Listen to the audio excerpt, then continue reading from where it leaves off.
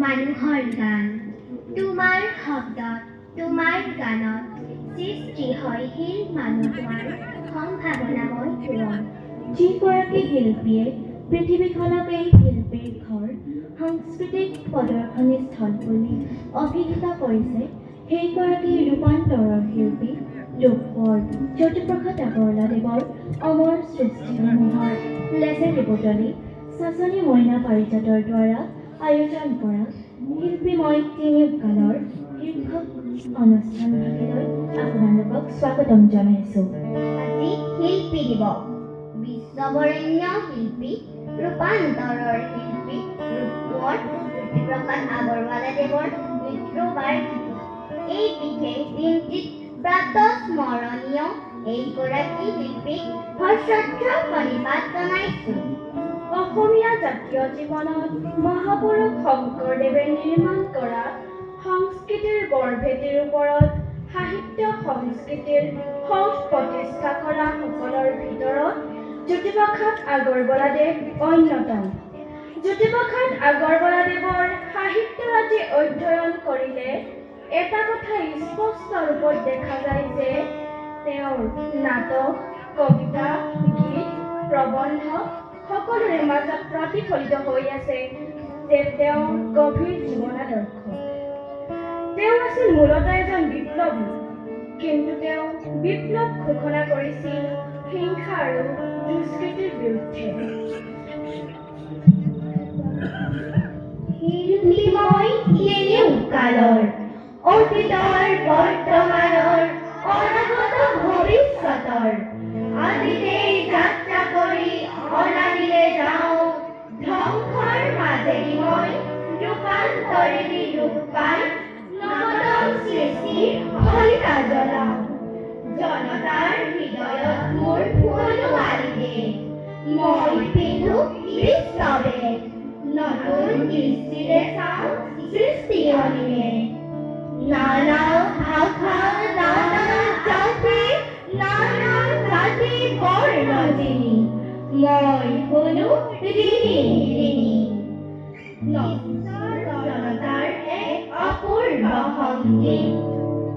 ৰূপৰ জ্যোতিপ্ৰসাদ আগৰৱালাদেৱে মানৱ জাতিক প্ৰগতিশীলভাৱে সুন্দৰ আৰু মংগলময় কৰি তোলাৰ প্ৰচেষ্টাক লক্ষ্য কৰা যায়।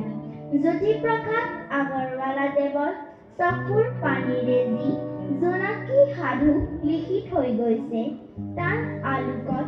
গাঁৱৰ যুৱক যুৱতীক কৰ্ম সংস্কৃতিৰ সুৰ আৰু জ্ঞানৰ আলোকেৰে উদ্ভাৱিত কৰি প্ৰকৃত পথত আগবঢ়াই নিবৰ বাবে ৰচনা কৰিছিল অ আমাৰ গাঁও।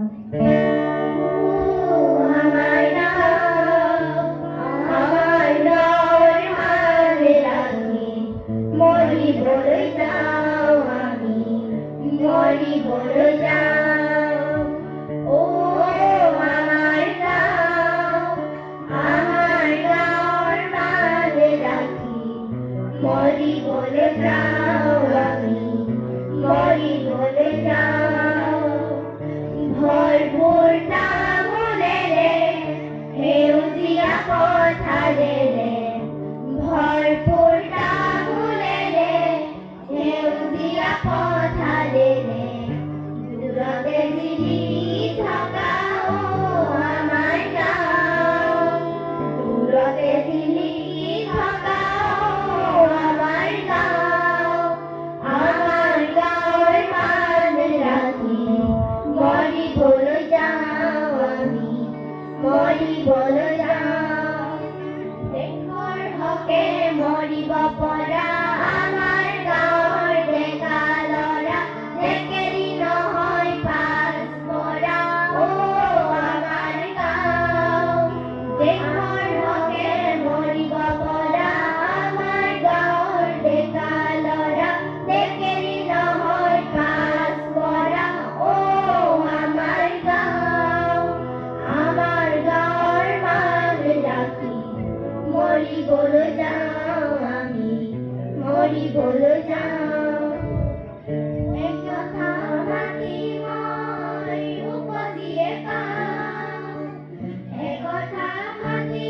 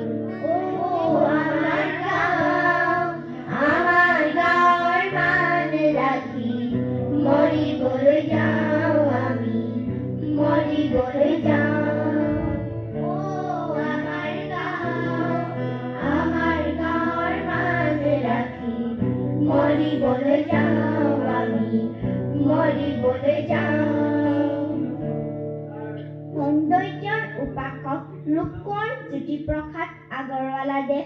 যিদৰে একেধাৰে এগৰাকী বৰেণ্য নাট্যকাৰ, কবি, প্ৰাবন্ধিক, ঔপন্যাসিক, জীৱনীকাৰ, গল্পকাৰ, চলচ্চিত্ৰকাৰ, নৃত্যশিল্পী, গীতিকাৰ তথা গণতান্ত্ৰিক আদৰ্শত বিশ্বাসী বিপ্লৱী, সেইদৰে তেখেত এগৰাকী নিষ্ঠাবান শিশু সাহিত্যিকো।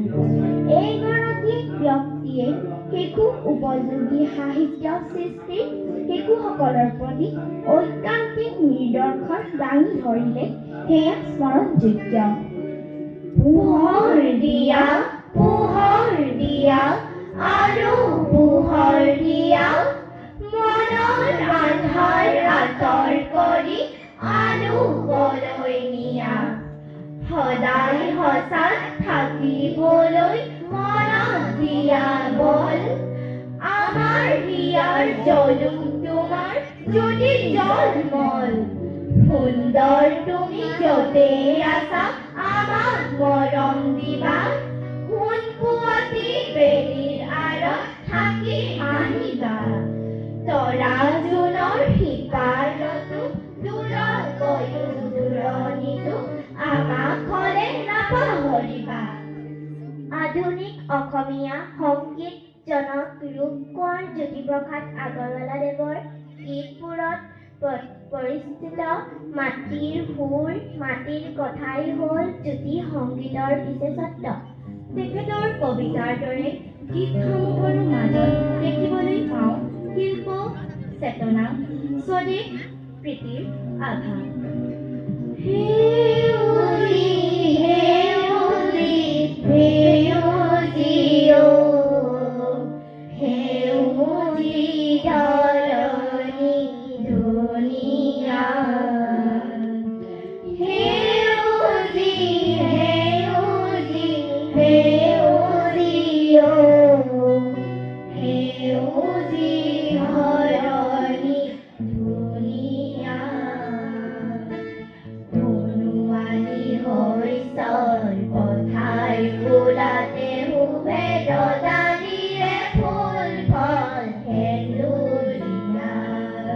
বনোৱানী শস্যৰ পথাৰ ফুলাতে শুভে ৰদালিৰে ফুল ফল সেন্দুৰীয়া, সেউজী সেউজী সেউজী অ, সেউজী ধৰণী ধুনীয়া, সেউজী সেউজী সেউজী অ, সেউজী ধৰণী ধুনীয়া, আমাৰ চকুলোৰে